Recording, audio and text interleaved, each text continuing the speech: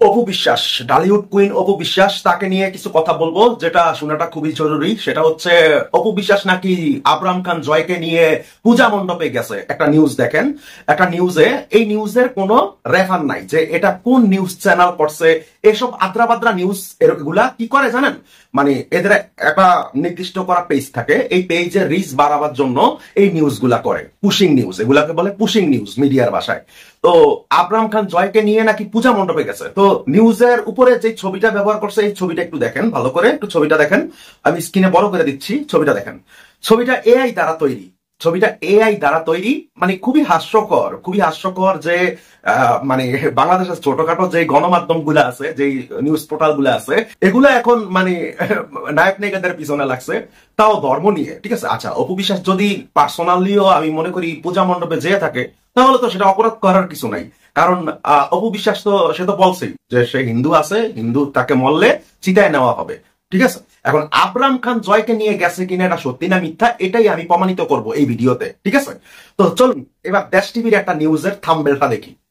মানে নিউজের থাম্বনেল, নিউজটা তো দেশ টিভি দেখাতে পারবো না। ও না, দেশ টিভি না, এটা হলো দেখতেই পাইতেছেন, আমি তাৎক্ষণিক ভুলে গেছি, অনেক বড় নিউজ চ্যানেল। ঠিক আছে, বিসি মনে হয় এরকমই।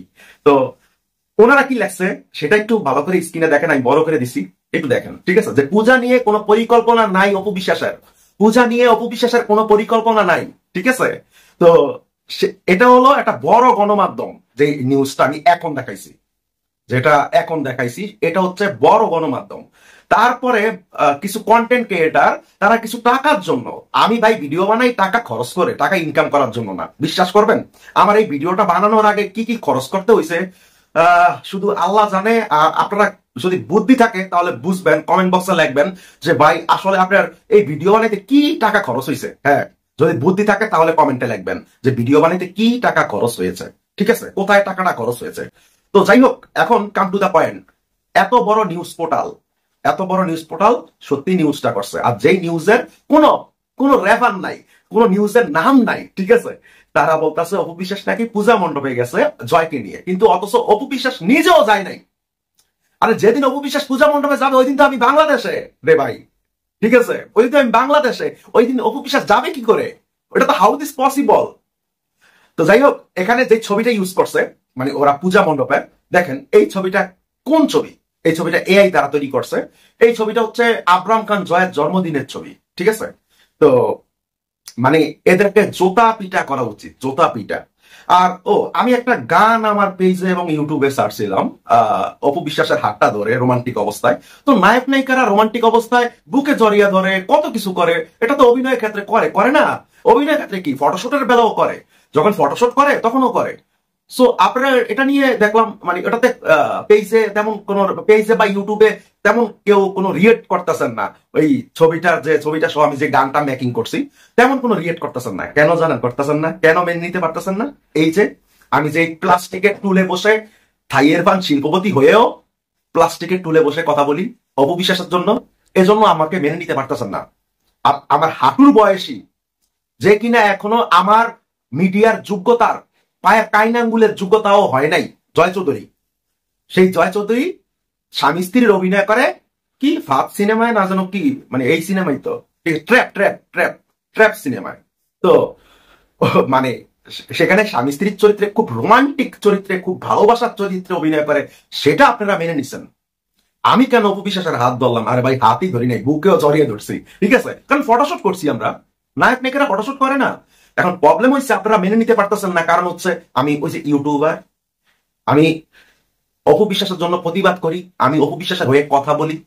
আজকে আমি আপনাদেরকে বহুদিন বলছি না যে আমি ইউটিউবিং ছেড়ে দিতে চাইতেছি, আমি কন্টেন্ট বানানো ছেড়ে দিতে চাইতেছি, আপনারা আমাকে দিতেছেন না। আপনারা আমার ফেসবুকে এসএমএস করতেছেন, পেজে এসএমএস করতেছেন।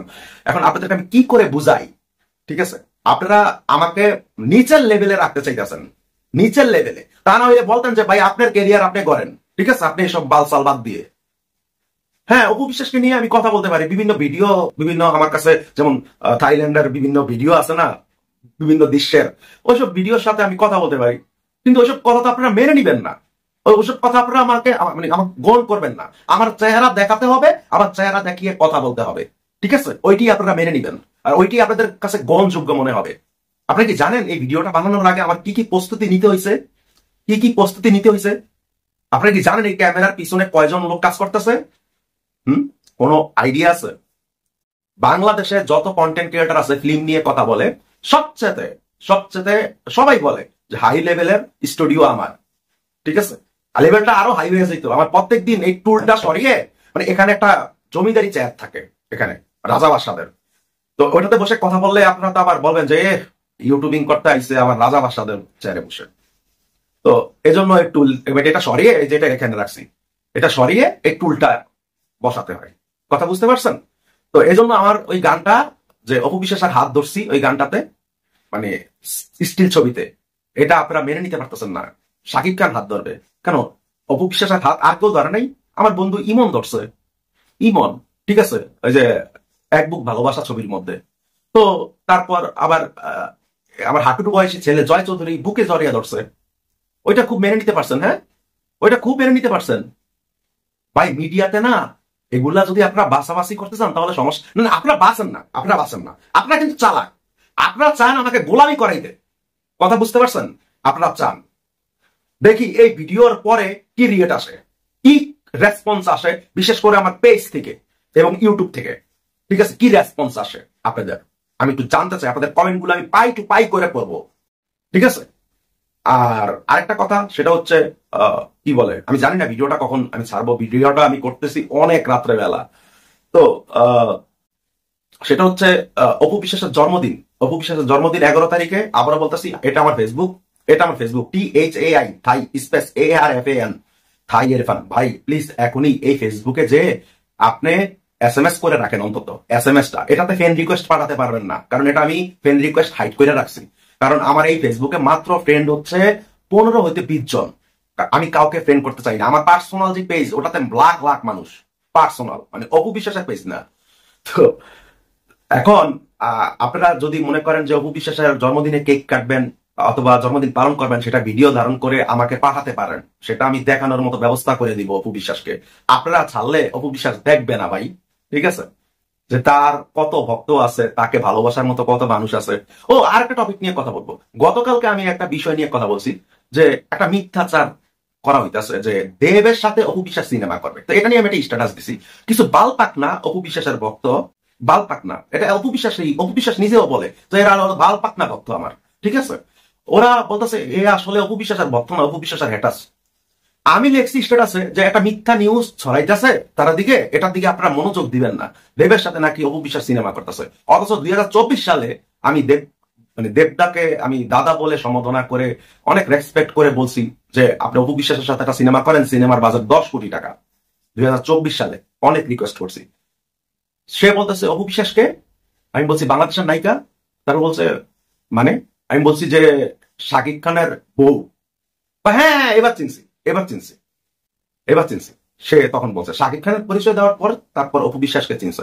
তো এখন বুবলি চাটুকারের দলেরা এই পূজার এই নিউজটা নিয়ে তোরা অনেক হামতাম লাগাইতেছস। তোদেরকে এক একটা ধরে পিস পিস করবো আমি জোতা দিয়ে বাইরিয়া। এমন কিছু করতে বাধ্য করিস না। আমি তো কি ইন্টেলিজেন্ট, তুই তো, তোরা তো জানোস যে আমি কি মাল, আমি চাইলে কি পারি, ঠিক আছে? কারণ আমার কাছে এটা আছে রে, এটা আছে। সবাই ভিডিও বানায় টাকা কামানোর জন্য, আমি টাকা খরচ করে ভিডিও বানাই।